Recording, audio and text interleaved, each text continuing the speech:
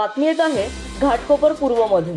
घाटकोपर पूर्वकडील वल्लभभाई राजवाडी उद्यान असून या उद्यानाची विकास व डागडुजी करण्याच्या खर्चासाठी 4 कोटी निधींचा वापर करण्यात आला होता। आज या उद्यानाची अवस्था पाहता उद्यानात एक सुरक्षा रक्षक असून तोच दिवस रात्र उद्यानाची देखभाल करीत असतो।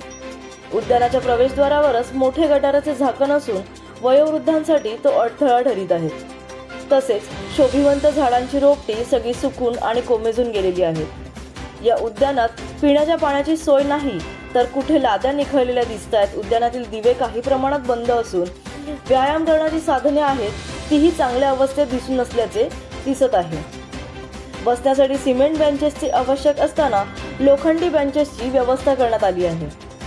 उद्यानात भटक्या कुत्र्यांचे साम्राज्य असून उद्यानातील देखरेख करणाऱ्या ठेकेदारांचे नाव व दूरध्वनी क्रमांक व अधिकाऱ्यांचे नाव असलेले फलक कोठेही लावलेला दिसून येत नाही। अशा प्रकारे निष्कृष्ट दर्जाचे काम करून 4 कोटींचा निधी गेला तरी कुठे असे उद्यानातील येणाऱ्या लोकांमध्ये बोलले जात आहे। मुंबई वचन नावा चॅनलला सबस्क्राईब करा आणि बेल आयकॉन दाबायला विसरू नका।